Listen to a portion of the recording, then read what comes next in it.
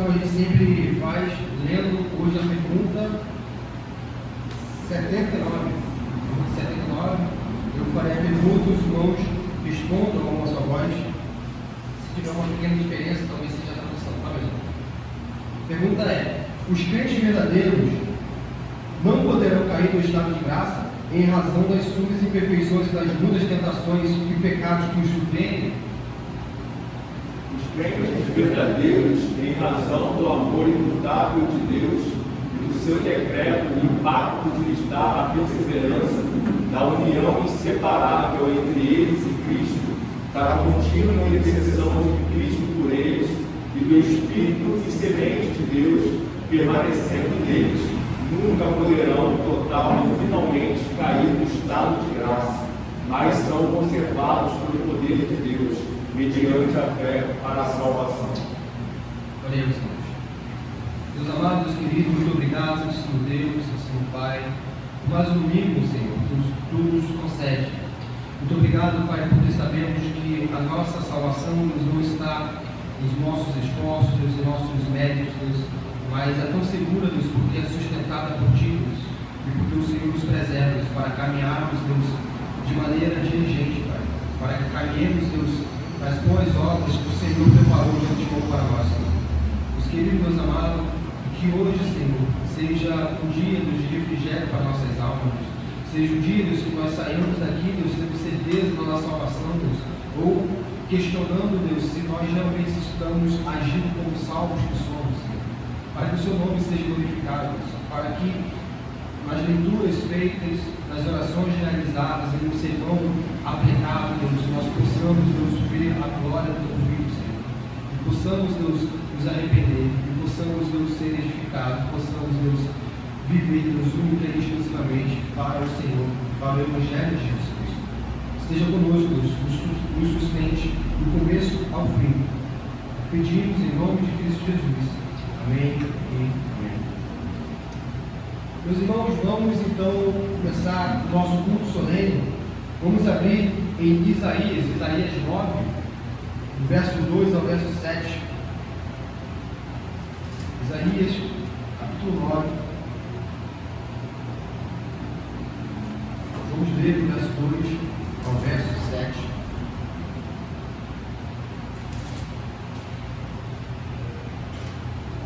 Aqueles que forem amigos, coloquem de pé, por favor.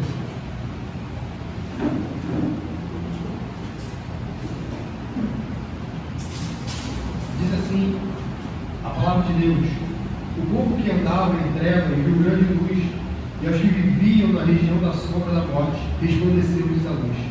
Desmultiplicado este povo, a alegria lhes aumentaste. Alegram-se eles diante de ti, como se alegram na ceifa e como exultam quando repartem os despojos. Porque tu quebraste o jugo que pesava sobre eles, a vara que lhes feria os ombros e o cetro do seu opressor, como no dia dos midianitas. Porque toda bota em que anda o guerreiro no tumulto da batalha, e toda veste removida em sangue serão queimadas, servirão de pasto ao fogo. Porque um menino nos nasceu, um filho se nos deu. O governo está sobre os seus ombros, e o seu nome será Maravilhoso, Conselheiro, Deus Forte, Pai da Eternidade, Príncipe da Paz. Para que se aumente o seu governo, e venha a paz, se enfim sobre o trono de Davi e sobre o seu reino, para o estabelecer e o firmar, mediante o juízo e a justiça, desde agora e para sempre. O zelo do Senhor dos Exércitos fará isso.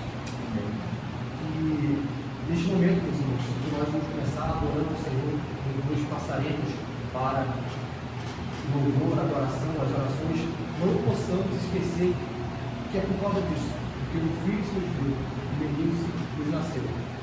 Por causa de Jesus Cristo nós estamos aqui. Por causa de Cristo Jesus. Vamos louvar o Senhor.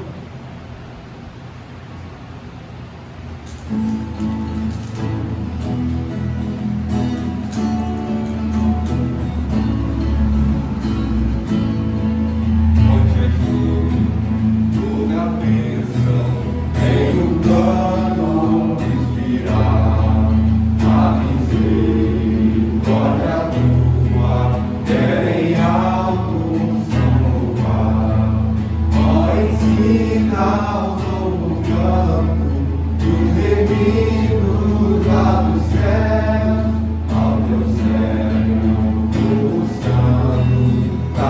louvamos te poder.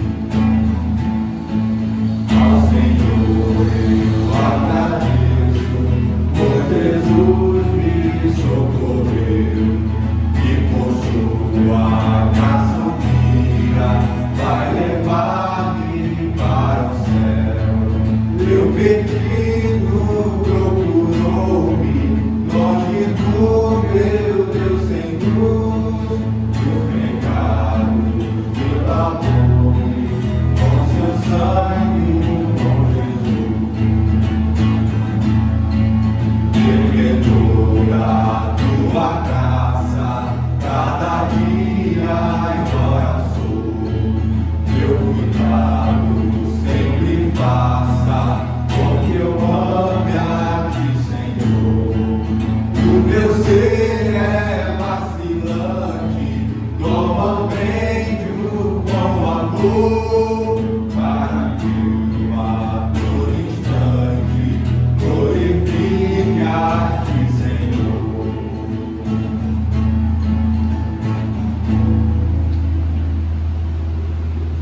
Polícia atrás não.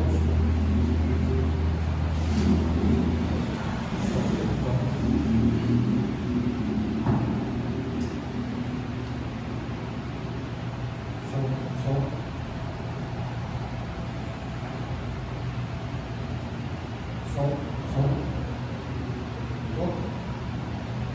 Meus irmãos, vamos abrir agora o texto de Mateus. Mateus capítulo 5, versículo 17 ao versículo 20.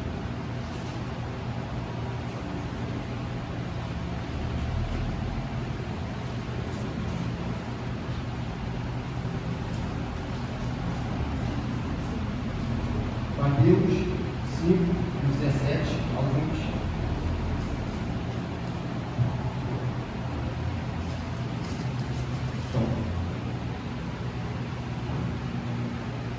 Diz assim a palavra de Deus em Mateus 5, 17 ao 20. Palavras do nosso Senhor Jesus Cristo. Não penseis que vim revogar a lei ou os profetas. Não vim para revogar, vim para cumprir. Porque de verdade vos digo, até que o céu e a terra passem, nem um i ou um tio jamais passará da lei, até que tudo se cumpra. Aquele, pois, que violar um destes mandamentos, posto que o menores, e assim ensinar os homens, será considerado mínimo no reino dos céus. Aquele, porém, que os observar e ensinar, esse será considerado grande no reino dos céus. Porque vos digo que se a vossa justiça não excederem muito a dos escribas e fariseus, jamais entrareis no reino dos céus. Se a vossa justiça não excederem muito a dos escribas e fariseus, nós jamais entraremos no reino do nosso Senhor Jesus Cristo. Isso nos deve fazer pensar. Uma semana cheia de compromisso, nós não pensamos muitas das vezes na lei de Deus. Muitas das vezes nós não ficamos refletindo que será que eu estou vivendo de maneira tal que cada atitude do meu dia é para a realidade eterna? Ou eu apenas estou deixando essa vida passar, cumprindo mais um dia, mais uma rotina? Nesse momento, meus irmãos, que a gente venha confessar os nossos pecados ao nosso Senhor, que nós venhamos a mostrar todas as mazelas ao nosso Deus, mostrar o quanto nós temos falhado nisso, e ao mesmo tempo lembrar da confiança de que não é pelos nossos próprios méritos, é por causa de Cristo Jesus.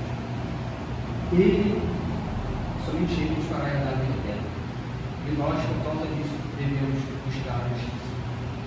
Nesse momento, meus irmãos, de confissão de pecado, nós abaixemos nossas cabeças, lembremos de todos os nossos atos pecaminosos, daquilo que nós lembramos ou não, confessamos ao nosso Deus, e depois desse momento de oração silenciosa, eu pedi para o irmão Vinícius estar levando a Deus em oração. Oremos, irmãos.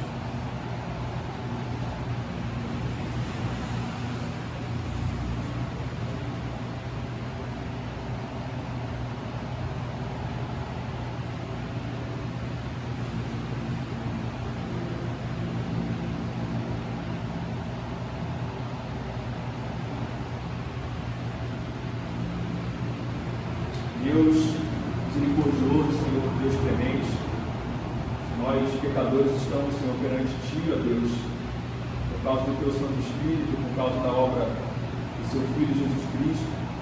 Estamos aqui perante Ti para pedir perdão, ó Deus, pelos nossos pecados, Pai, porque muitas vezes temos quebrado a Tua lei e muitas vezes ofendemos o Teu caráter, Pai Santo, o Teu caráter justo. Mas o Senhor é um Deus misericordioso, um Deus que, com tanto amor que nos amou, entregou o Teu Filho, Jesus Cristo, para morrer por nossos pecados, pela remissão dos nossos pecados, Pai, para que nós pudéssemos ser novamente, Pai, aproximados a Ti e ter comunhão contigo. Muito obrigado, porque apesar de nós, Pai, apesar dos nossos pecados, apesar das nossas inclinações, da nossa natureza, Pai, o Senhor tem nos abençoado, o Senhor tem nos preservado, o Senhor tem nos guardado, Pai, no caminho de retidão. E quando nós caímos, o Senhor sempre oferece o escape. O Senhor é o escape, é o nosso refúgio. O Senhor nos estende pela mão direita, Pai, com a Tua destra, Senhor, e nos coloca de volta no caminho da santidade. Muito obrigado, Deus, por isso. Muito obrigado pela Tua misericórdia, Senhor. E nos ajude, Pai, a manter uma vida que glorifique o Seu santo nome, Pai, uma vida em santidade, Deus. É isso que te pedimos, Pai, confiados que o Senhor ouve as nossas orações, Pai, e que o Senhor perdoa, Senhor, e nos purifica de toda a injustiça, Pai. Muito obrigado, Deus. Amém. Vamos louvar o nosso Deus.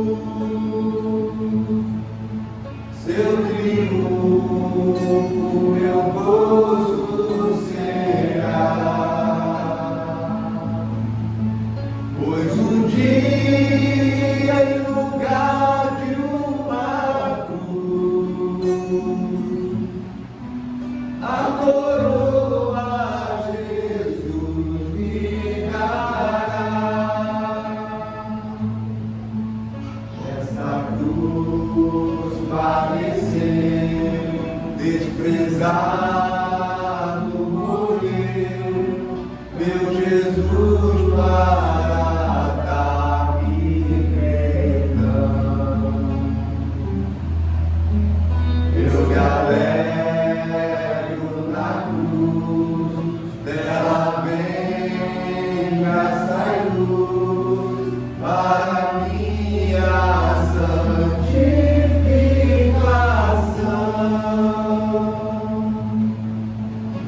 eu amo a mensagem da cruz,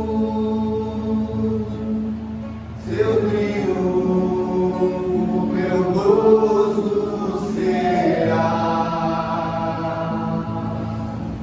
pois um dia em lugar de uma cruz, a coroa Jesus me dará.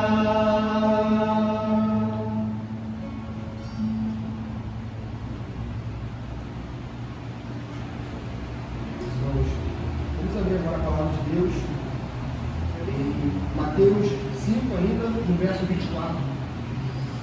Mateus 5, verso 24.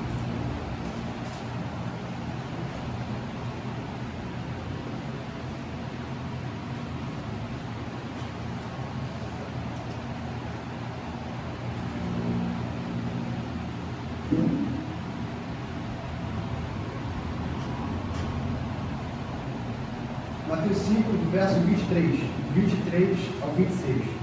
Mateus capítulo 5, do verso 23 ao verso 26. Diz assim a palavra de Deus: se, pois, ao trazeres ao altar a tua oferta, ali te lembrares de que teu irmão deu uma coisa contra ti, deixa perante o altar a tua oferta. Vai primeiro reconciliar-te com o teu irmão, e então, voltando, faz a tua oferta.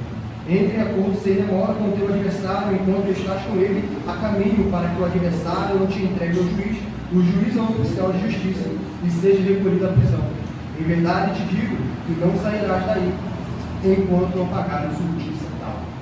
Meus irmãos, nesse momento de ofertório, é muito importante nós lembrarmos que a oferta, ela, em primeiro lugar, deve ser feita por coração.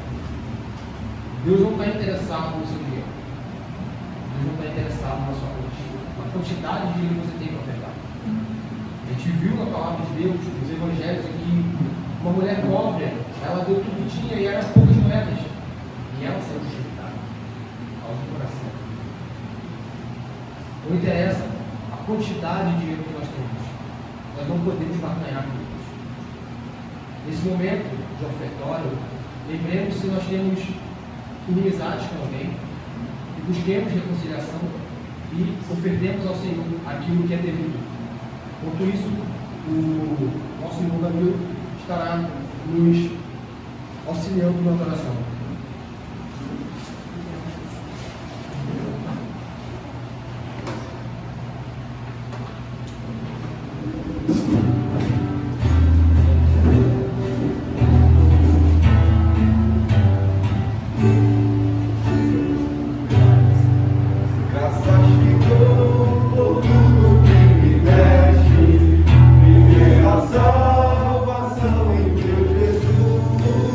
Graças te dou.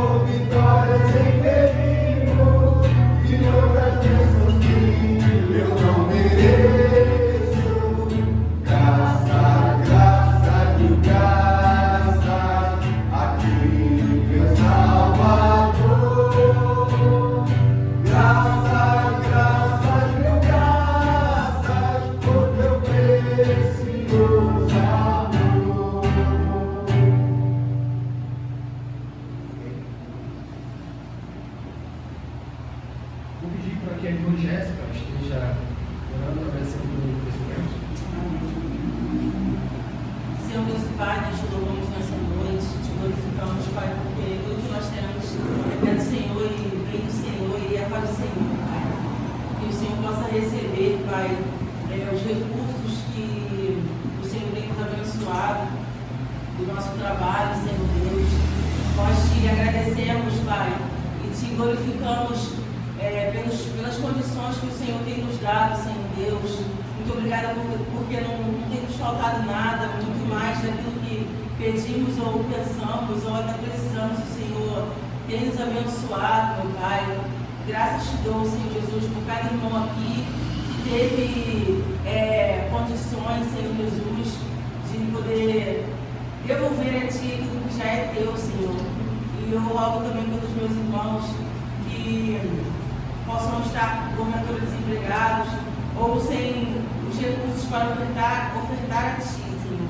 Que nós possamos fazer tudo de forma de coração aberto e sem se preocupar com a quantidade, assim como o nosso irmão expressou aqui, Senhor. Que nós possamos devolver tudo que já pertence a Ti com honra, com gratidão, Senhor, crendo que as pessoas que irão administrar esses recursos são pessoas que estão sendo conduzidas pelo Senhor a investirem, Senhor Jesus, no Teu reino, na Tua obra. Eu te agradeço mais uma vez e te peço pelo nome dos meus irmãos que se encontram desempregados e que o Senhor esteja direcionando e conduzindo a vida de cada um, ó Deus. Nós sejamos gratos a Ti, Pai, todos os dias de nossa vida. Livra-nos, Senhor, da avareza, livra-nos, Senhor Jesus, de pecar contra Ti, Senhor Jesus. Livra-nos de ter uma mão como nosso Deus. Nós possamos sempre glorificar a Ti e ser generosos na Tua casa, Senhor, para a honra e glória do Seu nome. Em nome de Jesus, eu te peço e te agradeço nessa noite. Amém. Os irmãos, vamos até a palavra de Deus agora em João, capítulo 14. Vamos ler do verso 1 a 4. Evangelho segundo João, apóstolo João, capítulo 14, do verso 1 até o verso 4. Diz assim a palavra de Deus: Não se turbe o vosso coração. Credes em Deus, credes também em mim. Na casa de meu Pai há muitas moradas. Se assim não fora, eu vos teria dito, pois vou preparar-vos lugar. E quando eu for e vos preparar lugar, voltarei e vos receberei para mim mesmo, para que, onde eu estou, estejais vós também. E vós sabeis o caminho para onde eu vou. Aqui, meus irmãos. Esse é um dos motivos de nós agora adorarmos a Deus. Cristo Jesus está nos preparando um lugar. Todo o sacrifício já foi feito. Agora Ele está aplicando, através do Seu Espírito Santo, a obra dele em nós e nos conduzindo até a nossa pátria celestial. Com isso em mente, nós devemos adorar, sabendo que é somente por Ele. É somente por Ele. E nessa adoração nós sempre temos que lembrar, não se turbe o nosso coração. A alegria indizível está em adorar a Deus em respeito à eternidade. Vou pedir para que nesse momento o irmão Israel esteja levando o Senhor, nós ao Senhor em oração, para que nos capacite a adorar. Deus te louvamos porque o Senhor é Deus santo e justo e ao mesmo tempo misericordioso. Isso é maravilhoso porque só assim nós temos acesso a Ti. Porque somos pecadores e injustos e temos constantemente quebrado a Tua lei. Mas obrigado, Pai, que o Senhor deu o Seu Filho Jesus e assim nós temos acesso a Ti. E agora te pedimos, te imploramos, o Senhor nos ajude a Te adorar, como prescrito na Tua palavra. Tem misericórdia de nós, porque, como já disse, somos pecadores e não sabemos, Senhor, orar como convém, não sabemos adorar a Ti, porque nossas melhores obras, Senhor, são como trapos de imundícia. Tem misericórdia de nós e nos ajude a estar atento àquilo que vamos cantar, meditarmos, Senhor, na Tua palavra, para que possamos ser edificados enquanto cantamos, enquanto adoramos a Ti. Seja conosco no nome de Jesus. Amém. Vamos ficar de pé.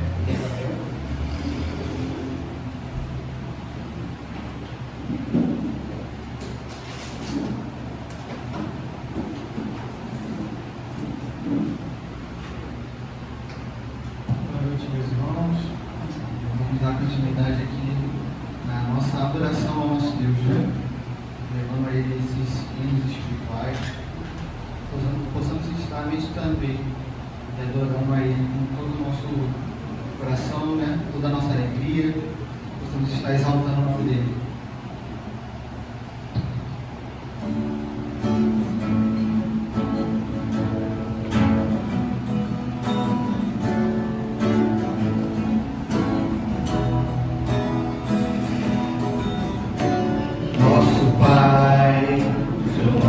Seja mantido santo, venha o teu reino. Dá-nos hoje o alimento necessário para viver, pão de cada dia. Perdoa os erros que temos cometido, como perdoamos quem nos ofendeu. Não nos deixe cair em provações severas, mas livra-nos do mal. Venha o teu reino, faça a tua vontade, seja assim na terra como é no céu. Venha o teu reino, faça a tua vontade, seja assim na terra como é no céu. Nosso Pai, teu nome seja mantido santo, venha o teu reino. Dá-nos hoje o alimento necessário para viver, pão de cada dia. Perdoa os erros que temos cometido, como perdoamos quem nos ofendeu. Não nos deixe cair em provações severas, mas livra-nos do mal. Venha o teu reino, faça a tua vontade, seja assim na terra como é no céu. Venha o teu reino, faça a tua vontade, seja assim na terra como é no céu. Porque o reino, o poder e a glória são teus para sempre. Porque o reino, o poder e a glória são teus para sempre. Amém.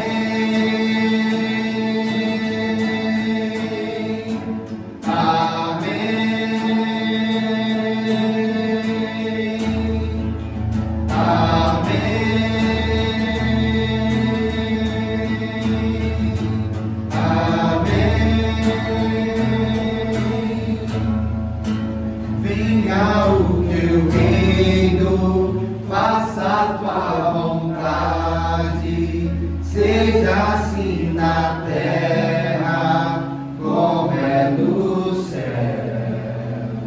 Venha o teu reino, faça a tua vontade, seja assim na terra como é no céu. Possamos estar assim, dependentes do nosso Deus, confiantes, né, nas promessas dele, confiantes na vontade dele, né, que é boa, perfeita e agradável. Essa próxima música que nós iremos cantar, ela fala muito de como nosso Deus ele é sábio e como nós somos incapazes, né, de definir, né, de conhecer todo o ser de Deus, toda a profundidade que tem o nosso Deus. Os irmãos vão perceber aqui, a gente conhece essa música, que tem uma pequena variação do pronome de tratamento do nosso Deus. Ao invés de você, nós estaremos chamando de Senhor. Que eu acho que é a melhor forma que nós podemos estar nos direcionando ao nosso Deus.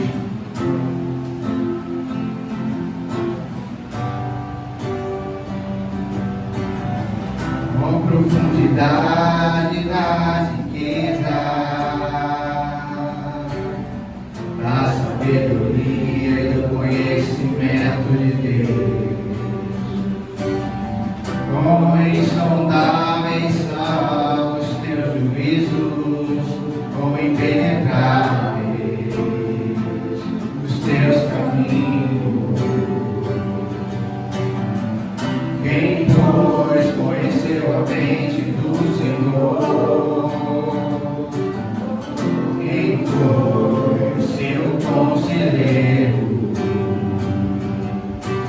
Por quem primeiro deu a ele para ser restituído?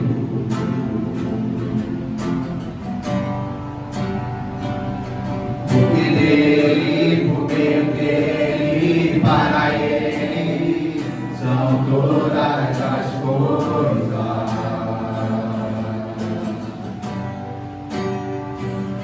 Porque dele, por meio dele, para ele são todas as coisas.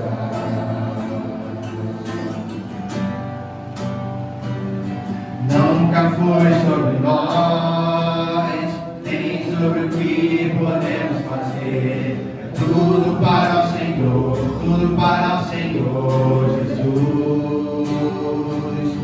E quem sou eu? O que eu tenho para te oferecer? É tudo sobre o Senhor, tudo para o Senhor Jesus. Descobri que sentir eu nada posso fazer. É tudo sobre o Senhor, tudo para o Senhor Jesus. Tu és santo, santo, santo, santo, santo, santo. Tudo sobre o Senhor, tudo para o Senhor Jesus. Tu és santo, santo, santo, santo, santo, tudo sobre o Senhor, tudo para o Senhor Jesus. Hosana, Hosana, Hosana nas maiores alturas. Hosana, Hosana, Hosana nas maiores alturas. Hosana, Hosana, Hosana nas maiores alturas. Hosana, Hosana, Hosana nas maiores alturas. Porque dele, por meio dele, para ele são todas as coisas.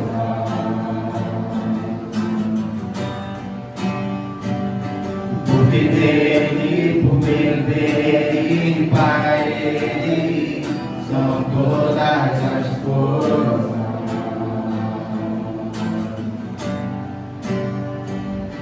Nunca foi sobre nós.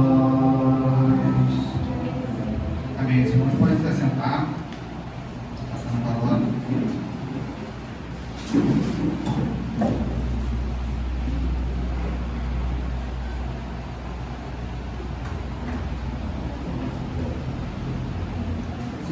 ver agora a palavra de Deus em Lucas 14.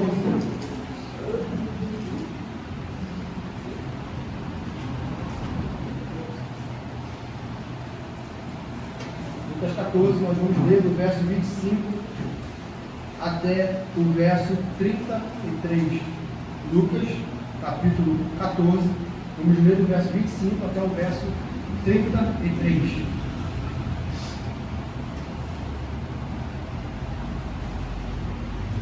Diz assim a palavra de Deus: grandes multidões o acompanhavam, e ele, voltando-se, Jesus, lhes disse: se alguém vem a mim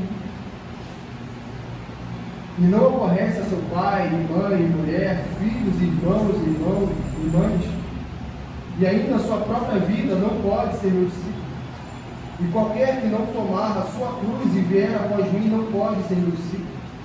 Pois qual de vós pretendeu construir uma torre e não se assenta primeiro para calcular despesas e verificar se tem os meios para a concluir? Para não suceder que, tendo lançado os alicerces e não a podendo acabar, todos que a virem zombem dele, dizendo: este homem começou a construir e não pôde acabar. Ou qual é o rei que, indo para combater outro rei, não se assenta primeiro para calcular se com 10.000 homens poderá enfrentar o que vem contra ele com 20.000?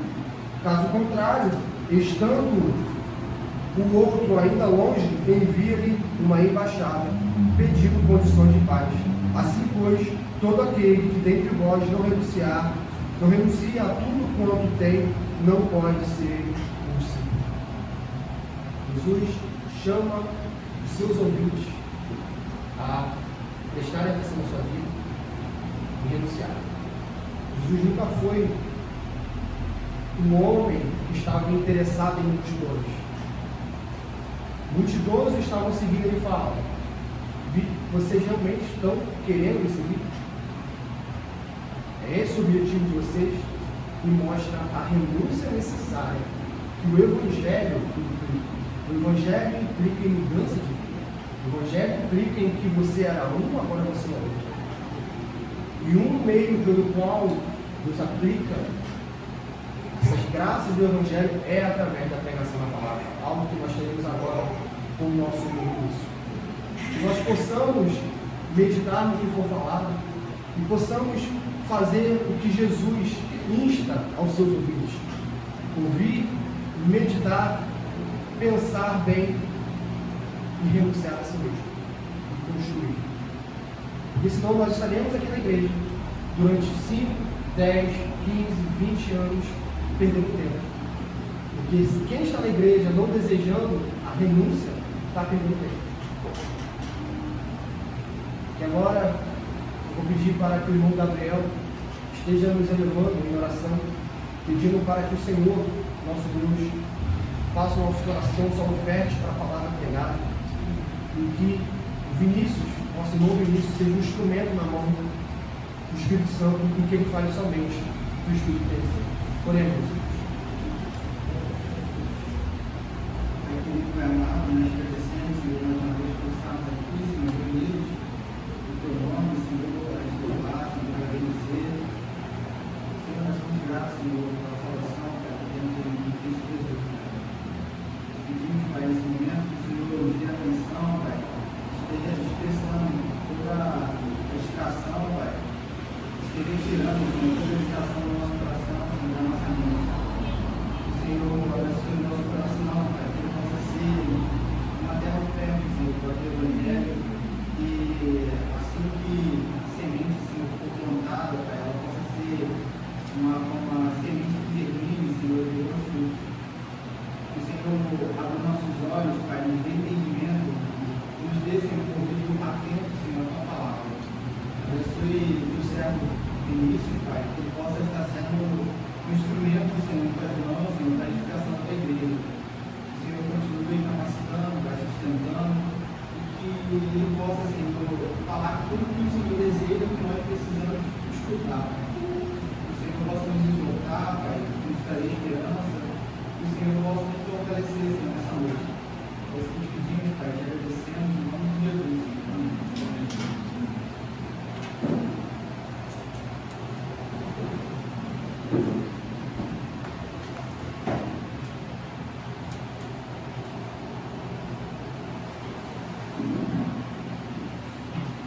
paz, irmãos.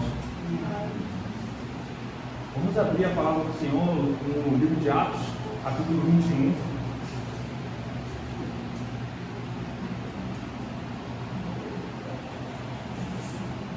Livro de Atos, capítulo 21. Vamos nos ater hoje do verso 27 ao 40 do capítulo 21 e o capítulo 22, do verso 1 ao 21 de Atos. Está sem som,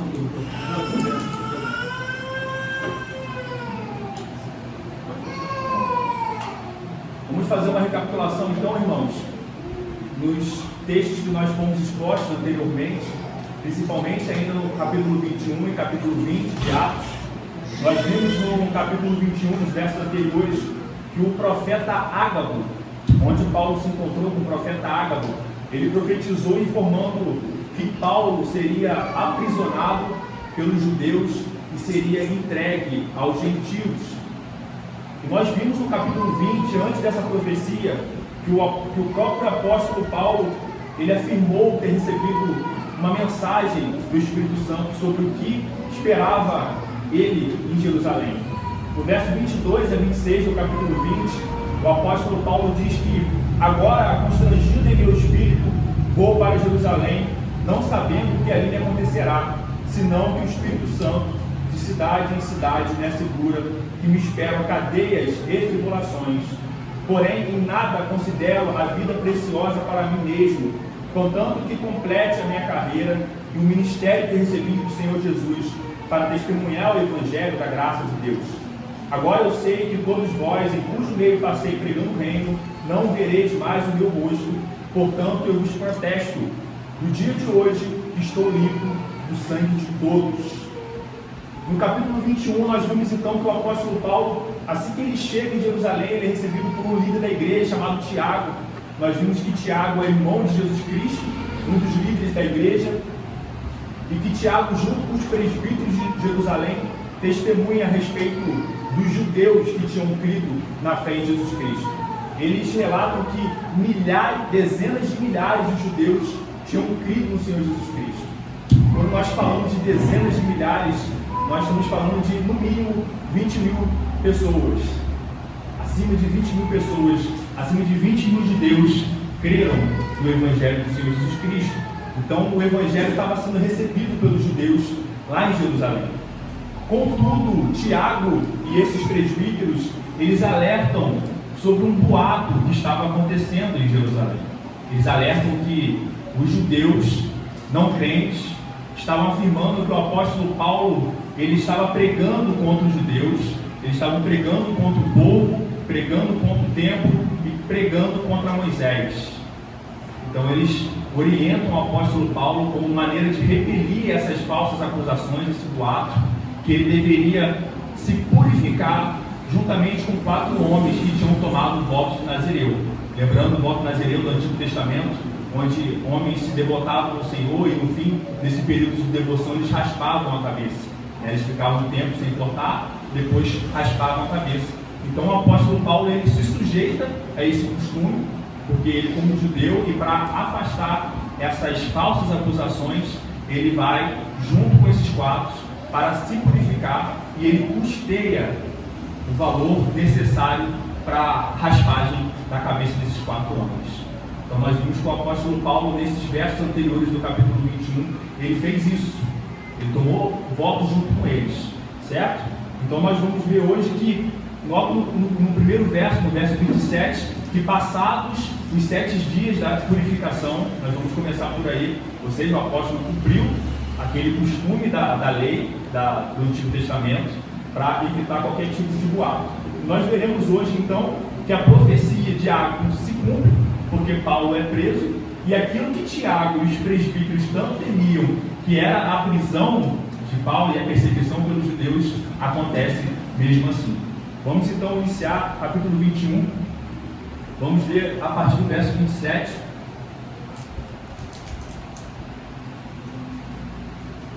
Assim diz a palavra do Senhor: quando já estavam por findar os 7 dias, os judeus vindos da Ásia, tendo visto Paulo no templo, alvoroçaram todo o povo e o agarraram, gritando: Israelitas, socorro! Este é o homem que por toda parte ensina todos a serem contra o povo, contra a lei e contra este lugar. Ainda mais introduziu até gregos no templo e profanou este recinto sagrado. Pois antes tinham visto Trófimo, o Efésio, em sua companhia na cidade e julgavam que Paulo o introduzira no templo. Agitou-se toda a cidade, havendo concorrência do povo, e agarrando a Paulo, arrastaram-no para fora do templo e imediatamente foram fechadas as portas. Procurando eles matá-lo, chegou ao conhecimento do comandante da força de toda Jerusalém, que estava amotinada. Então este, levando logo soldados e centuriões, correu para o meio do povo, e ao verem chegar o comandante e os soldados, cessaram de espancar Paulo. Aproximando-se o comandante, apoderou-se de Paulo e ordenou que fosse acorrentado com 2 cadeias, perguntando quem era e o que havia feito. Na multidão, uns gritavam de um modo, outros de outro, não podendo ele, porém, saber a verdade por causa do tumulto. Ordenou que Paulo fosse recolhido à fortaleza. Ao chegar às escadas, foi preciso que os soldados o carregassem por causa da violência da multidão, pois a massa do povo o seguia gritando: mata-o! E quando Paulo ia sendo recolhido à fortaleza, disse ao comandante: é-me permitido dizer-te alguma coisa? Respondeu ele: sabeis o grego? Não és tu, porventura, o egípcio que há tempos sublevou e conduziu ao deserto 4.000 sicários? Respondeu-lhe Paulo: eu sou judeu, natural de Tarso, cidade não insignificante da Cilícia, e rogo-te que me permitas falar ao povo. Obtida a permissão, em pé na escada, fez com a mão sinal ao povo. Fez grande silêncio, e ele falou em língua hebraica, dizendo, capítulo 22, irmãos e pais, ouvi agora a minha defesa perante vós. Quando ouviram o que eles falavam em língua hebraica, guardaram ainda maior silêncio, e continuou: eu sou judeu, nasci em Tarso da Cilícia, mas criei-me nesta cidade, e aqui fui instruído aos pés de Gamaliel, segundo a exatidão da lei dos nossos antepassados, sendo zeloso para com Deus, assim como todos vós o sois naquele dia de hoje. Persegui este caminho até a morte, prendendo e metendo em cárceres homens e mulheres, de que são testemunhas o sumo sacerdote e todos os anciãos. Destes recebi cartas para os irmãos, e ia para Damasco no propósito de trazer manietados para Jerusalém os que também lá estivessem, para serem punidos. Ora, aconteceu que, indo do caminho, e já perto de Damasco, quase ao meio-dia, repentinamente grande luz do céu brilhou ao redor de mim. Então caí por terra, ouvindo uma voz que me dizia: Saulo, Saulo, por que me persegues? Perguntei: quem és tu, Senhor? Ao que me respondeu: eu sou Jesus, o Nazareno, a quem tu persegues. Os que estavam comigo viram a luz, sem contudo perceberem o sentido da voz de quem falava comigo. Então perguntei: que farei, Senhor? E o Senhor me disse: levanta-te e entra em Damasco, pois ali dirão acerca de tudo o que te é ordenado fazer. Tendo ficado cego por causa do fulgor daquela luz, guiado pela mão dos que estavam comigo, cheguei a Damasco. Um homem chamado Ananias, piedoso conforme a lei e tendo bom testemunho de todos os judeus que ali moravam, veio procurar-me e, pondo-se junto a mim, disse: Saulo, irmão, recebe novamente a vista. Nessa mesma hora recobrei a vista e orei para ele. Então ele disse: o Deus de nossos pais de antemão te escolheu para conheceres a sua vontade, veres o justo e ouvires uma voz da sua própria boca, porque terás de ser sua testemunha diante de todos os homens das coisas que tem visto e ouvido. E agora, por que te demoras? Levanta-te, recebe o batismo e lava os teus pecados, invocando o nome dele. Tendo eu voltado para Jerusalém, enquanto orava no templo, sobreveio-me um êxtase. Vi aquele que falava comigo: apressa-te e sai logo de Jerusalém, porque não receberão o teu testemunho a meu respeito. Eu disse: Senhor, eles bem sabem que eu o encerrava em prisão e nas sinagogas açoitava os que criam em ti. Quando se derramava o sangue de Estevão, tua testemunha, eu também estava presente, consentia nisso e até guardei as vestes que os matavam. Mas ele me disse: vai, porque eu te enviarei para longe aos gentios. Até aqui, irmãos. Como os irmãos perceberam, a perícope é bem longa. Vamos tentar manter uma coesão aqui, a lógica do texto. Então, vamos iniciar aqui um aprofundamento da palavra de Deus, que o Senhor comunique a sua mensagem nos nossos corações, que nós possamos ver mais do que palavras, pontos, vírgulas, mas que possamos nos achegar com palavra de Deus, inspirada por Ele. Amém? Nós vemos logo no verso 27, irmãos, no início do verso 27, que Paulo, ele cumpriu o voto junto com os irmãos de 7 dias de purificação, para que não houvesse acusações contra ele a respeito de ser contra o povo judeu, a respeito de ser contra o templo e contra tudo que envolvia os costumes de Moisés.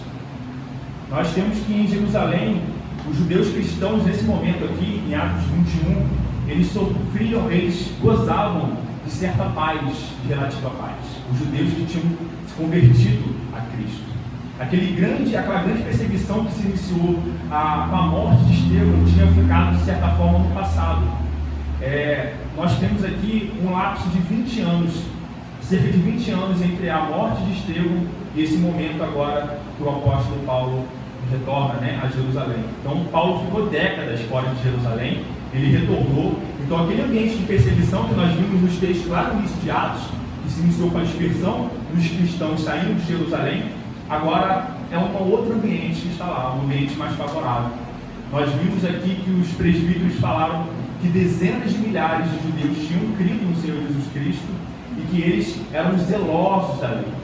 Então nós podemos aqui interpretar e concluir que esses irmãos, apesar de terem crido no Senhor Jesus Cristo, eles ainda observavam os costumes do Antigo Testamento. Como nós estamos sempre enfatizando aqui, a partir da ascensão do Senhor Jesus Cristo, depois do seu sacrifício, inaugurando assim a nova aliança, nós temos ainda um período de transição. Nós temos ainda o templo, nós temos ainda judeus observando, porque a questão fundamental do Antigo Testamento ainda está de pé, que é o templo. Mais para frente, depois, durante a guerra, quando o templo é destruído, nós vemos a força que o judaísmo perde, porque eles são dispersos depois que Roma invade Jerusalém. Então nós temos que esses irmãos gozavam de certa paz. Eles não eram perseguidos, havia uma certa tolerância por parte dos judeus não crentes, desde que eles pregassem o Nazareno lá fora e que dentro do templo eles observassem os costumes. Porém, essa tolerância, como nós vimos aqui, ela não estava sendo extensível ao apóstolo Paulo. O apóstolo Paulo ele já tinha uma certa fama aqui em Jerusalém, porque muitos judeus da dispersão, ou seja, os judeus de língua grega, já estavam se comunicando e indo para a cidade de Jerusalém, que era a capital, a cidade, digamos assim, santa para os judeus, e eles estavam trazendo notícias que existia um homem chamado Paulo, que estava transtornando o mundo e que estava pregando a respeito do Nazareno, pervertendo na palavra deles a lei, os costumes, pregando contra Moisés. Nós temos sido expostos e vemos que isso é uma calúnia, uma mentira. O apóstolo Paulo, em nenhum momento, ele prega contra a lei, ele prega contra Moisés, ou ele prega contra o templo. Nós vimos que ele prega a respeito contra a lei cerimonial, sobre aqueles costumes que remetiam ao sacrifício do Messias, que agora não seriam mais necessários, porque Cristo veio e cumpriu.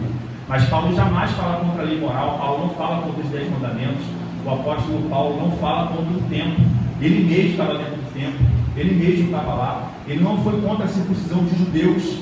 Lembrando de Atos capítulo 15, quando houve aquela grande controvérsia a respeito de circuncidar ou não os gentios, foi feito um concílio, reunido um concílio em Atos 15, onde foi decidido que aos gentios que tinham crido não era necessário circuncidar.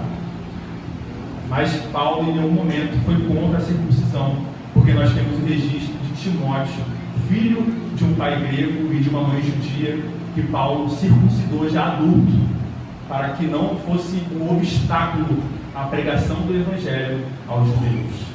Então, aqui nós temos Timóteo é um grande exemplo que o apóstolo Paulo não tem problema com os costumes. Ele tem problema quando os judeus querem reverberar ainda a lei cerimonial e os seus ritos, que fazia a separação entre os judeus e os gentios. Então nós temos esse momento de paz, né? Um momento de paz que estava sendo gozado pelos judeus cristãos naquele momento. Contudo, quando o apóstolo Paulo ele está dentro do templo, lembrando, irmãos, o templo de Salomão, né, o templo ali que foi finalizado por Herodes, existia um pátio, uma área que era considerada a área privativa dos judeus, ou seja, a área que era proibido para os gentios adentrar, e existia um pátio chamado de Pórtico de Salomão, ou o pátio dos gentios, onde era permitido aos gentios que tivessem crido no Deus dos judeus pudessem entrar e permanecer ali. Existia também parte de comércio no templo. Então, o apóstolo Paulo, quando nós vamos entender a perícope aqui, nós devemos entender que o apóstolo Paulo ele está na parte santa, ele está onde somente os judeus poderiam entrar. Então, enquanto o apóstolo Paulo estava nessa parte privativa dos judeus, acompanhado de 4 nazireus, 4 homens que tinham tomado voto de nazireus, que não eram conhecidos ali em Jerusalém, judeus vindo da Ásia, judeus da dispersação, provavelmente judeus de Efésios, que viram o apóstolo Paulo durante dois anos lá, durante 2 ou 3 anos pregando lá, eles encontraram o apóstolo Paulo com esses 4 homens estranhos dentro da parte santa dos judeus. Então nós vimos aqui que começa um tumulto, esses judeus zelosos, provavelmente judeus que não eram crentes em Jesus Cristo, eles se iram, mas eles não se iram porque eles queriam a justiça, ou porque eles buscavam o zelo, eles se iram porque eles já odiavam o apóstolo Paulo, eles queriam eliminar o apóstolo Paulo, tanto que havia já boatos a respeito dele. E nós vemos que esses judeus, eles se comportam como guardiões, como sentinelas do templo, a tal modo que quando eles veem o apóstolo Paulo junto com esses 4 homens, eles gritam: Israelitas, socorro! Como se eles fossem os protetores do templo. Eles gritam para todos que estavam lá: Israelitas, socorro! Mas aqui nós temos um grande problema. Como foi dito aqui, eles não estavam preocupados com a lei de Deus, em fazer justiça. Se nós formos entender melhor o que está acontecendo aqui, a presunção deles, as acusações que eles estão levantando aqui contra o apóstolo Paulo, eles presumiram que esses 4 homens eram gentios. Por que isso? Porque antes, na cidade de Jerusalém, eles viram o apóstolo Paulo andando com um gentio chamado Trófimo. Então eles presumiram que Trófimo, acompanhado de 3 homens gregos, estavam no pátio onde caberia somente os judeus entrarem. Então o apóstolo Paulo primeiro estava profanando o templo, porque era proibido levar gentios para essa área do templo. Nós vemos aqui como eles não estão preocupados com a justiça, porque ao invés de procurarem a polícia do templo, que era responsável por manter a ordem, ou ao invés de segurarem os 4 homens como testemunha de que ele estava blasfemando o templo, eles gritam e começam a gerar um tumulto dos judeus contra o apóstolo Paulo. Nós vemos aqui então as acusações não tinham um mínimo de conexão com a realidade. Como vimos aqui nas outras exposições, o primeiro momento, a primeira acusação é de que o apóstolo pregava contra os encargos da lei cerimonial, ele pregava contra a lei, contra os costumes, contra Moisés, sendo que na verdade o apóstolo pregava contra a lei cerimonial e jamais pregou contra Moisés, contra os costumes e contra a lei moral. Nós temos como exemplo em Efésios capítulo 2, verso 13 e 18, que Paulo vai falar sobre a união entre gentios e os judeus. Ele fala que em Cristo Jesus a lei dos mandamentos na forma de ordenanças foi abolida no seu sangue. E onde havia o muro da separação, o muro de inimizade, ele foi derribado, e de 2 povos ele fez uma só humanidade, em Cristo Jesus, em um só Espírito. Veja, o apóstolo Paulo escreveu aos Efésios preocupado com a lei cerimonial. Ele não está falando da lei de Deus, ele não está falando dos profetas, ele está falando da lei em forma de ordenanças, lei cerimonial. Então nós temos isso bem atento para demonstrar como era falsa a acusação. E a segunda acusação é de que Paulo tinha inserido esses 4 homens gentios dentro do templo e profanado o templo, a esfera santa do templo. Então, irmão, sob a falsa acusação, o apóstolo Paulo ele é arrastado para fora dessa área sagrada do templo. O texto vai falar que ele foi arrastado para fora do templo, mas aqui há a discussão se é fora do templo, o templo todo, ou somente dessa parte, porque existiam muros e portas que separavam a parte dos gentios e a parte dos judeus. A maioria dos escritores vão defender que ele foi retirado da parte santa e jogado para a parte do pátio comum, né, onde os gentios também poderiam ficar. E ali então ele começa a ser espancado com o objetivo de ser morto. Ele começa a ser espancado sob falsas acusações, sem uma averiguação preliminar. O apóstolo Paulo, com o tumulto que é gerado pelos judeus, ele é arrastado junto com uma multidão, jogado para fora da parte santa do templo. Imediatamente as portas são fechadas e ali, já sobre as falsas acusações, o apóstolo Paulo começa a ser espancado. E aqui nós podemos fazer um paralelo com o que aconteceu com Estevão. Estevão também foi acusado pelos fariseus, pelos judeus, de ser contra Moisés, de ser contra os costumes do Antigo Testamento, de ser contra a lei. E depois de ele fazer uma exposição mostrando que ele seguia o Deus verdadeiro, o Deus de Abraão, de Isaac e de Jacó, mesmo assim ele foi apedrejado e morto, sendo o primeiro mártir em Atos. Então nós vemos aqui um paralelo. Eles estão querendo fazer a mesma coisa que eles fizeram há 2 décadas atrás com Estevão. Eles querem matar, eles querem eliminar a vida desse homem que tem sido instrumento de Deus para transtornar o mundo com a pregação do Evangelho, e tem causado grandes conversões entre gentios e judeus de várias partes ali da Ásia, do Mediterrâneo, da Ásia, da Cilícia e várias partes ali do próximo ao mar Mediterrâneo. Então nós vimos aqui que há uma intervenção divina. Enquanto o apóstolo Paulo ele estava sendo espancado, o sentinela romano que se encontrava numa fortaleza, ele leva a informação de que os judeus estavam se amotinando, estavam criando tumulto. E como que um sentinela romano visualizou isso, irmãos? Essa fortaleza que é dita aqui no registro por Lucas é chamada de Fortaleza Antônia. Joséfo, o historiador judeu contemporâneo desse tempo, ele escreveu a respeito dessa fortaleza. Essa fortaleza ela ficava situada numa rocha, numa pedra, com cerca de 20 metros de altura, junto com seus quartéis adjacentes, e algumas das suas torres chegavam a 33 metros de altura. Então nós tínhamos 23 metros de altura da rocha, somado algumas torres que chegavam a mais 33 metros de altura. Então os sentinelas romanos, eles vigiavam Jerusalém, ao redor ali de Jerusalém, no meio dessa fortaleza, olhando nos seus quartéis o que estava acontecendo. Então, ao verem aquele tumulto no próprio dentro do templo, na parte fora, eles rapidamente levam ao comandante, porque o comandante romano ele tinha como função primordial manter a ordem ali naquele local, naquela cidade. Ele mantinha sempre um trabalho para evitar revoltas. E os sentinelas, a verem um tumulto, uma pessoa sendo espancada, quase morta, eles correm para avisar o comandante romano, que imediatamente desce dessa fortaleza, acompanhado de soldados e centuriões, e intervém na injustiça que estava sendo praticada pelo apóstolo Paulo. Nós vemos então que os judeus, com medo, porque era um comandante romano que desceu pessoalmente até eles param de espancar o apóstolo.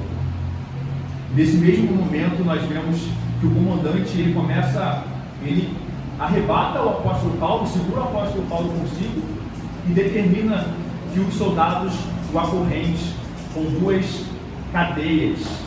Como foi dito aqui na introdução, no início, nas exposições anteriores, o profeta Ágapo profetizou que em Jerusalém, quando o apóstolo Paulo estava a caminho, ele seria aprisionado e entregue pelos judeus aos gentios. Então, nesse momento aqui, a profecia, o que o Senhor disse por meio do profeta Ágapo se cumpre. Aquilo que o próprio Espírito Santo já tinha pedido também ao apóstolo Paulo, que em Jerusalém o esperavam prisões, correntes e prisões. Então nós vemos essa intervenção e o comandante ele começa a inquirir. Ele quer saber o que está acontecendo. Que tumulto é esse? Por que tem um homem dentro da parte do templo ou fora do templo sendo espancado por judeus? Ele começa a inquirir algum. O verbo utilizado aqui, quando o comandante chega, fala que fosse acorrentado, verso 33, perguntando, verso 33, perguntando quem era e o que havia feito.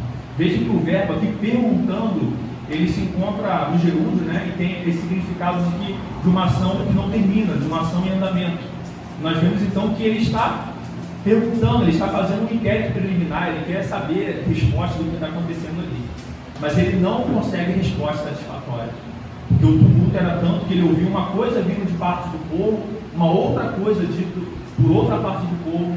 Então o comandante achou por bem, para evitar e saber a real situação, a verdade do que tinha acontecido, de pegar o apóstolo Paulo e levá-lo para a fortaleza, para ser inquirido lá, longe da multidão.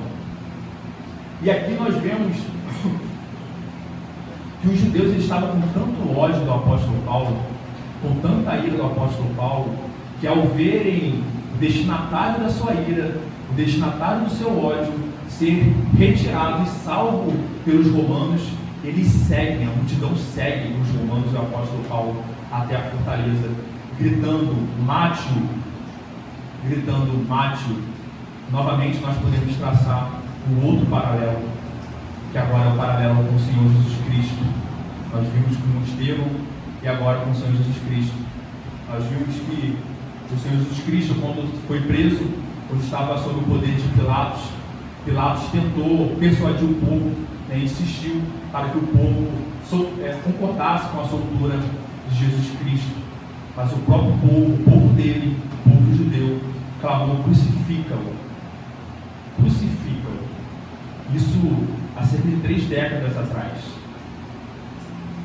E é interessante porque nós vemos como o próprio povo de Deus, aqueles que eram destinatários principais do Evangelho, aqueles para quem o Messias tinha sido prometido, aqueles que aguardaram milênios para que o Messias fosse revelado a eles, o ungido do Senhor, eles ainda, cerca de 3 décadas depois da ressurreição do Senhor Jesus Cristo, eles ainda estão perseguindo, eles ainda estão buscando matar os discípulos do Senhor.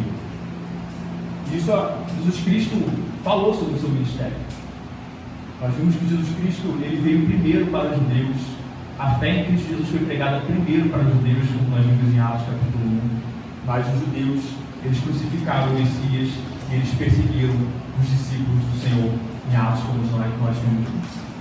E o Senhor disse em Lucas 13, do verso 33 ao 35, importa, contudo, caminhar hoje, amanhã e depois, porque não se espera que um profeta morra fora de Jerusalém.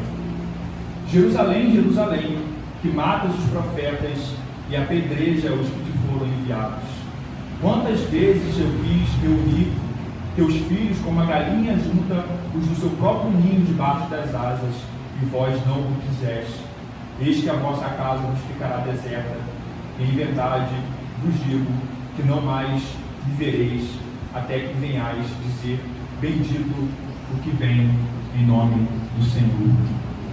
Então, nós vimos esse primeiro momento da prisão do apóstolo Paulo, como essa multidão estava sedenta de sangue, não buscando a real justiça, mas pervertendo o direito, manipulando, dizendo mentiras, falsas acusações, estavam querendo tirar a vida do apóstolo Paulo.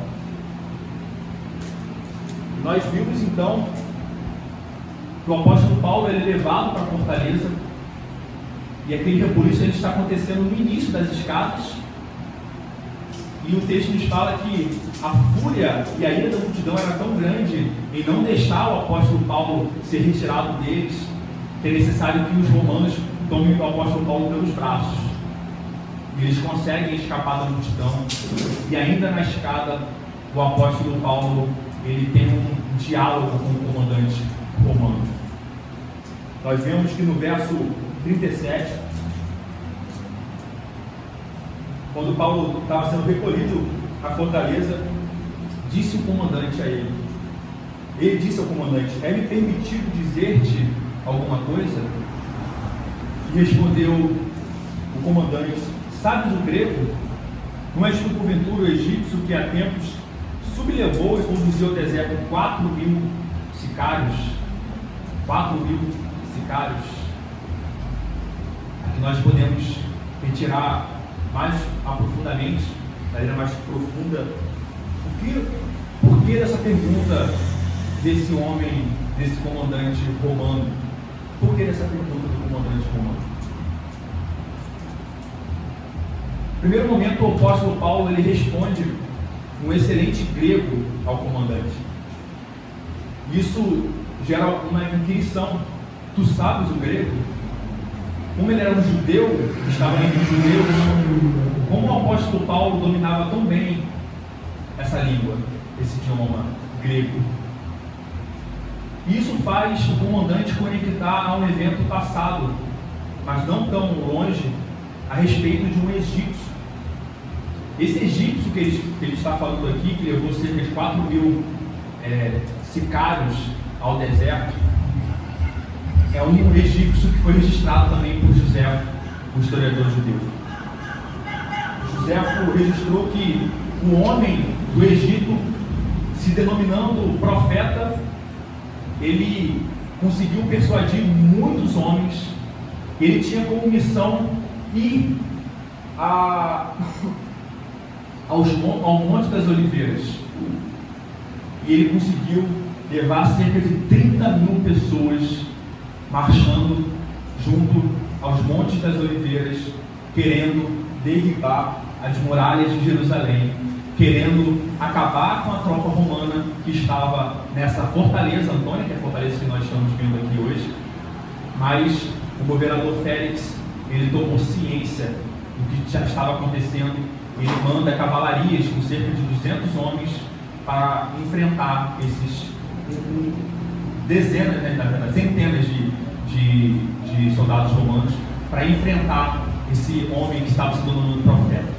E ali é derramado muito sangue, muitos judeus são mortos, e tanto esse egípcio como os seus seguidores fogem, e não são encontrados nem presos pelos romanos.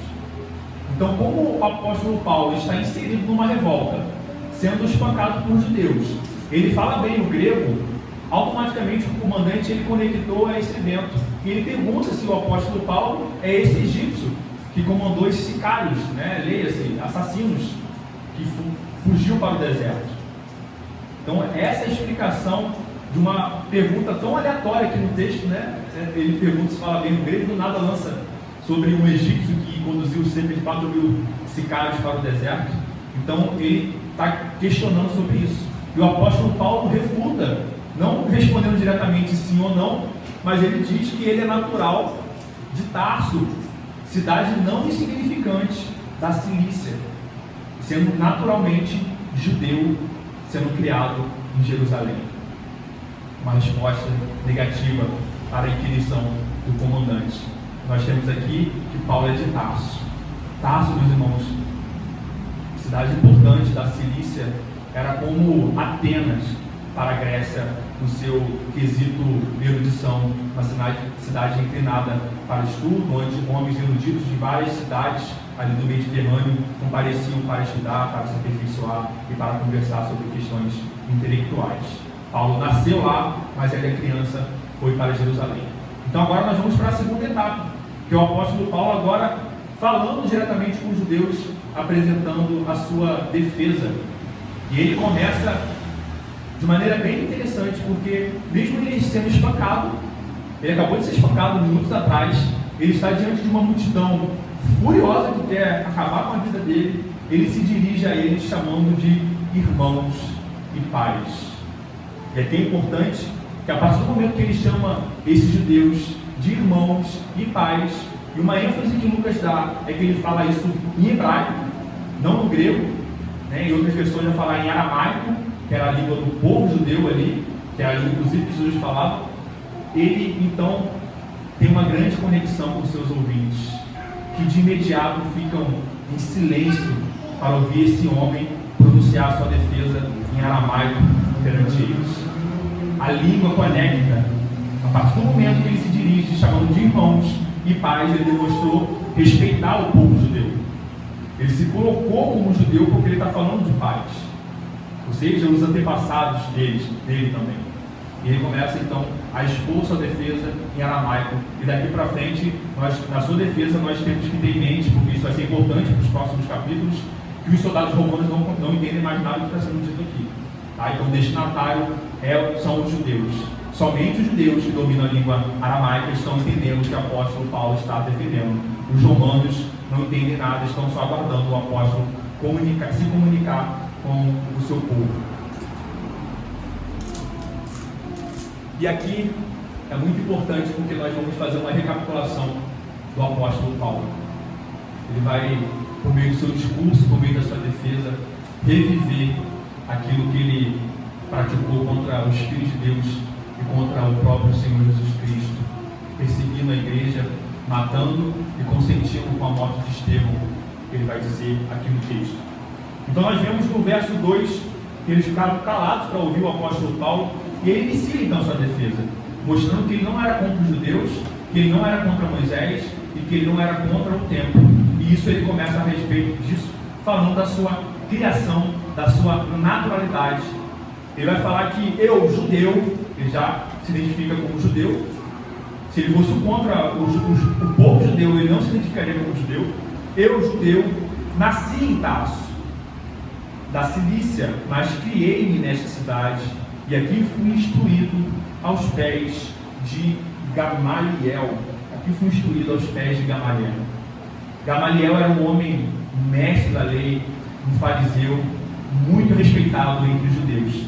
A partir do momento que Paulo está falando que ele foi ensinado aos pés de Gamaliel, ou seja, uma relação íntima entre discípulo e mestre, que se assentam numa parte superior e o seu discípulo na parte inferior para receber os ensinos, o apóstolo está falando que a sua formação na doutrina farisaica, como fariseu, era vinda de um homem que dominava a lei, era de Gamaliel. E Gamaliel, irmãos, não sei se os irmãos se lembraram desse nome, mas Gamaliel é dito, ele emite um parecer em Atos capítulo 5, verso 33, quando os apóstolos estão perante o Sinédrio, ali não Paulo ainda, eles estão perante o Sinédrio e eles são coagidos a não falar, não pregar mais sobre Jesus Cristo. E Gamaliel, então, eles querem matá-los, querem puni-los de maneira mais severa, mas Gamaliel ele emite um parecer falando que eles não deveriam fazer aquilo, porque antes desses que seguem o Nazareno, surgiram outros que, como eles, pregavam doutrinas, mas um foi preso, o outro morreu, e isso se dissipou. E Gamaliel então falou: não façamos nada, porque se não for de Deus, eles serão dissipados. Se for de Deus, nós não podemos ir contra o próprio Deus.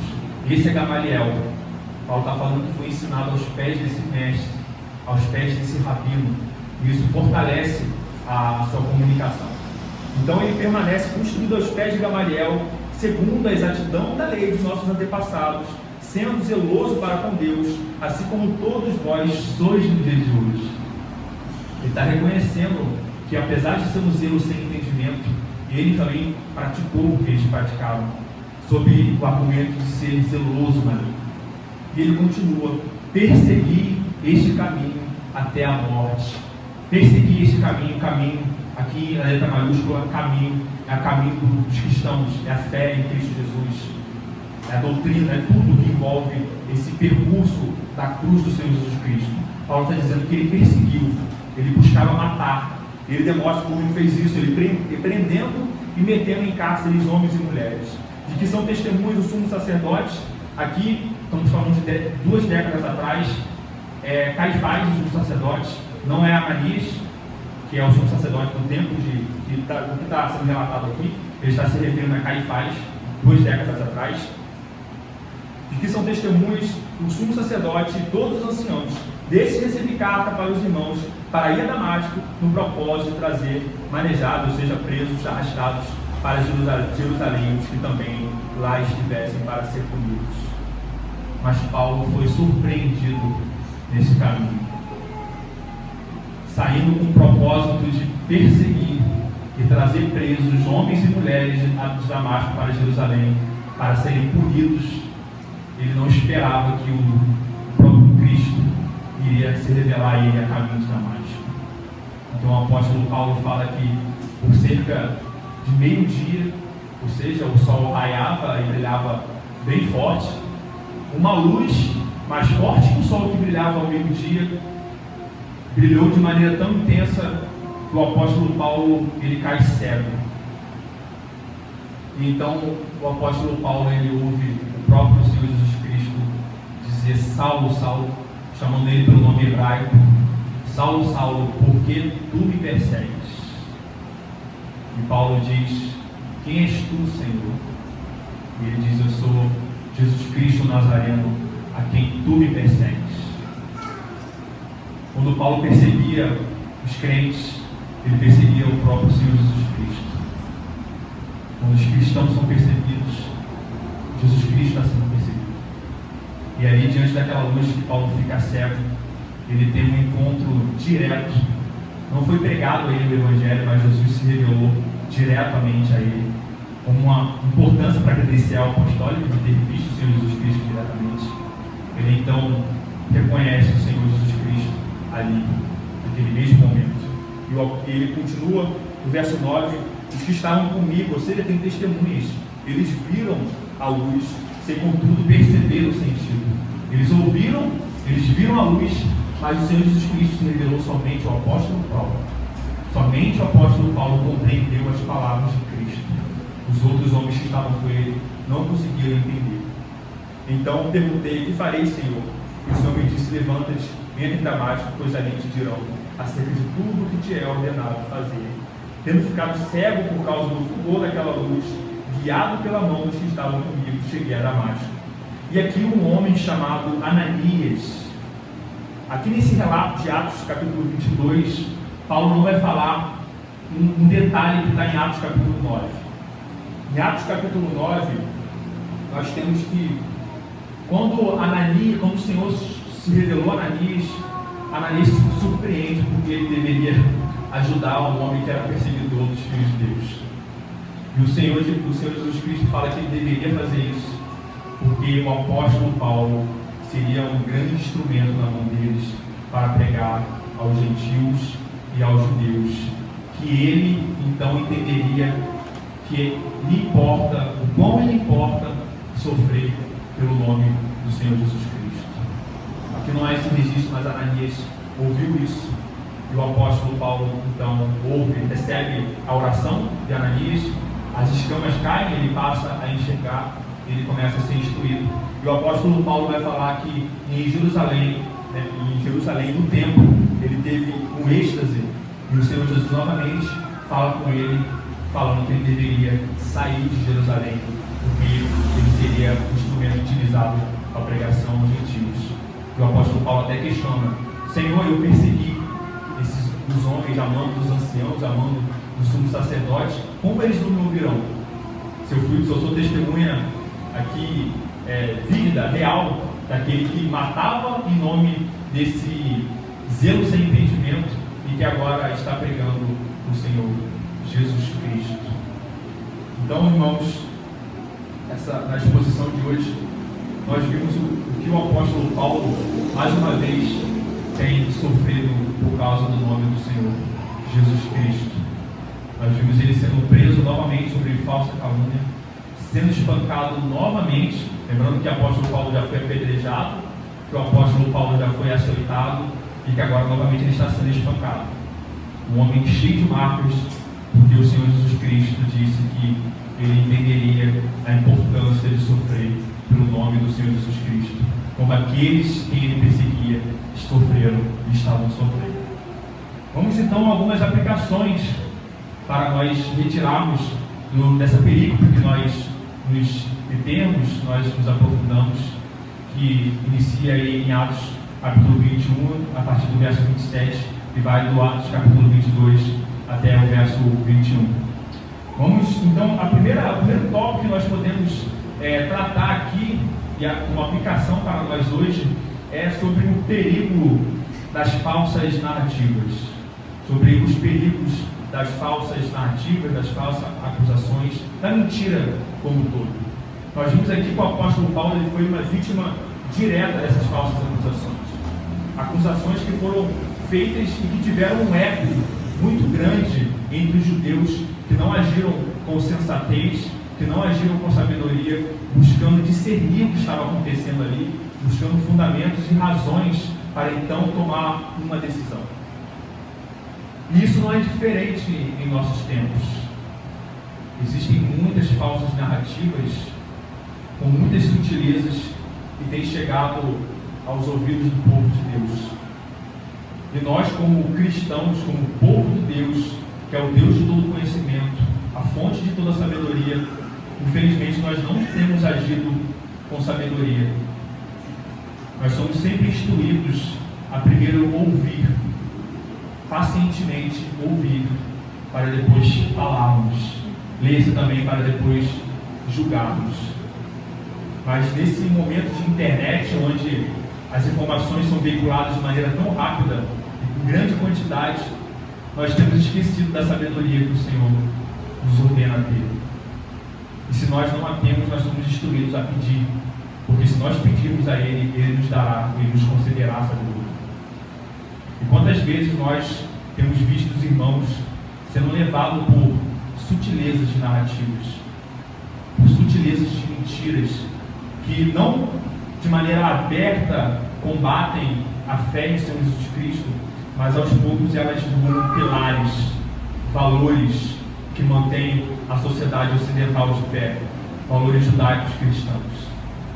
Então hoje nós devemos aplicar essa mensagem, não sermos insensatos, não cometermos o que esses judeus aqui cometeram, uma injustiça, agir por impulso, agir por meio da multidão. Nós vimos em Atos que isso, sempre quando a multidão está reunida e que há uma falsa acusação, como o povo ele é contagiado com isso e ele age por impulso.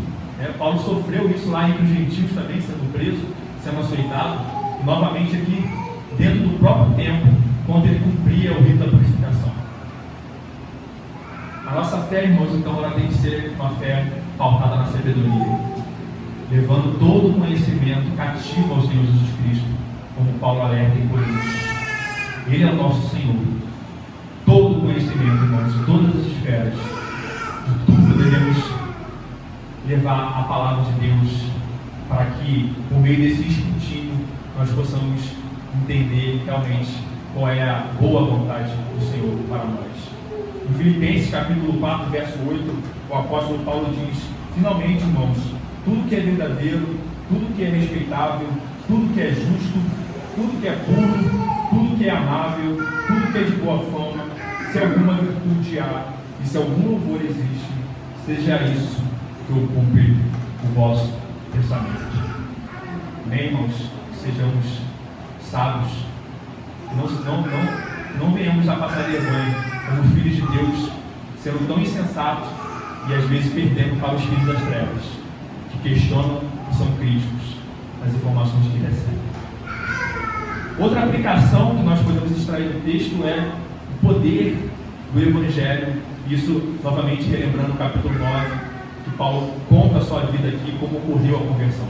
O próprio apóstolo Paulo, em Romanos 1, verso 16 ao 17, ele diz: pois não me envergonhe do Evangelho, porque é o poder de Deus para a salvação de todo aquele que crê, primeiro do judeu e também do grego, visto que a justiça de Deus se revela no Evangelho, de fé em fé, como está escrito: o justo viverá por fé.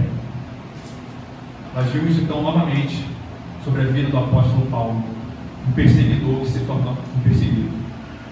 Nós vimos que o apóstolo Paulo ele buscava matar os discípulos por causa desse zelo sem entendimento. Ele matava, ele aprisionava homens e mulheres para que eles fossem castigados. Mas isso dura durante um determinado momento, porque o Senhor de antemão já tinha escolhido ele para ser um instrumento, para sofrer no nome do Senhor Jesus Cristo e para levar esse evangelho que ele fala que ele não se envergonha para todos, sejam judeus, sejam gentios. E em nosso tempo não é diferente. Ainda temos perseguidores do Senhor Jesus Cristo. Nós, em alguma medida mesmo antes da nossa conversão, antes de crermos no Senhor Jesus Cristo, fomos também um perseguidor dele. A indiferença pode ser lida também como uma perseguição, porque quando nós somos defrontados sobre quem é o Jesus Cristo, o Filho de Deus, que é dado pelo Pai a nós pelos nossos pecados, por causa do amor com que tanto nos amou, e nós somos indiferentes e rejeitamos essa mensagem. Isso tem implicações muito fortes. Lembremos que o homem natural ele está em estado de inimizade com Deus. O estado de inimizade é um estado de ira.